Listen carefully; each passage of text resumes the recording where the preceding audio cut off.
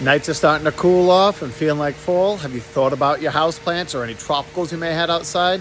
Pretty soon they're not going to be very happy if you don't bring them inside. Today we're going to be talking about some tricks on how to make sure you're successful with it. Kind of don't kill them with love. Okay, so many of us have put out ferns or any kind of tropical mandevilla vines, hibiscus, anything outside, and then we notoriously want to bring them inside for the wintertime to preserve them so that we can bring them out again for next year. Except for one of the biggest things I notice that happens to when this process goes place. Most people aren't realizing that when plants are outside, the conditions are conducive for the plant itself. It's thriving, it's loving it, and not for insects. However, the minute you take that plant out of outdoors and bring it inside, my experience is many times those plants are now stressed. They're not as happy as if they were outside. Now the plant is stressed and the insects are loving it. Maybe there's only one or two on there. I can have the healthiest plants in the world, but routinely there's one spider mite or a couple little aphids, and the plant is just tolerating them fine. And there's not an infestation when they're outside.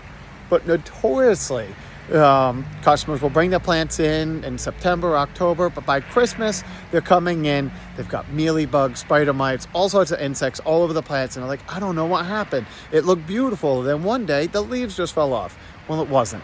There was just a few little insects on that plant, and they did not get treated right away. So what do I like to treat with? While it's still mild enough right now that the plants are outside, I like something that says systemic, a systemic insecticide. It is one of those few times, again, that I do prefer true traditional chemicals. Doesn't have to be potent, just something that's a mild systemic, will get into the tissues of the plant, get all inside the plant. There's some that you can sprinkle into the soil. There's other ones that you can spray the foliage down. But the beauty of systemics is just that. They get everywhere inside the tissues. They're only killing what's physically eating the plants. And then it gets inside the tissues. So every little nook and cranny, the chemical will be there. So if a little mealybug or a spider mite or something is getting into one of the nooks and crannies, we can use a small amount of chemical now to avoid a whole lot of headache later on. So that's something to consider is routinely, even if it's insecticidal soap or now there's spinosad soaps that's a little bit milder, but it's still a soap product, spray the top of your plant, spray underneath. A lot of insects hide underneath the leaves. Do that or do the systemics. So that's step one. Step two is make sure you pay attention to where you're putting those plants once you bring them inside. Most people aren't realizing that a plant that is inside or a plant out on a patio in full shade, the light levels are still many times stronger than a sunny location inside your house. So be patient with your plants. When you're bringing them indoors, find the ideal light level, put them in those areas, and be patient.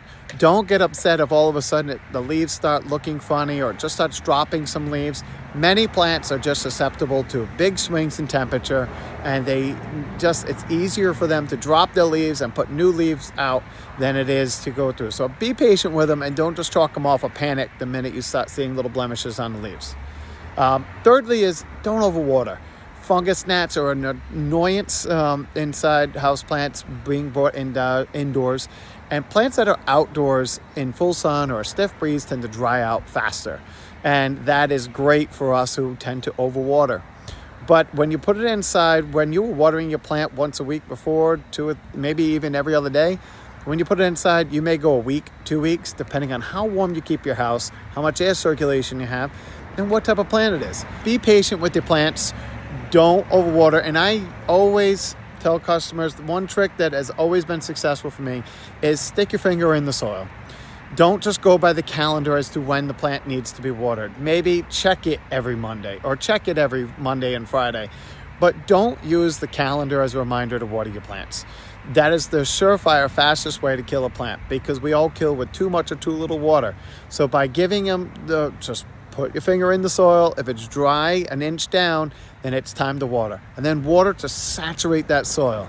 And then do not water again until it's dried out. The ideal scenario is catching your houseplants just before they're about to wilt.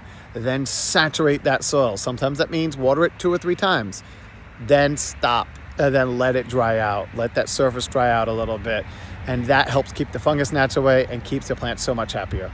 And keep in mind that plants still need fertilizer. Even though it's the summertime, it's winter, or we're going into winter and you're bringing the plants in, You want to fertilize proportionate to how well it's growing. If your plant is thriving and loving life where you put it and it's putting out new growth, keep some steady fertilizer on it. If the plant's kind of just going dormant and doesn't seem very happy, give it a little bit of fertilizer, but stretch it thin. Throttle up or throttle down your fertilizer levels based on the conditions that you see in your plant, not by a calendar and not necessarily just by what's on the bottle, because most fertilizer applications are recommending what dose to use for an actively growing plant, not a plant that may be half dormant. So I hope that helps. Pay attention to them. Keep a close eye on the foliage. You should be good. Take care.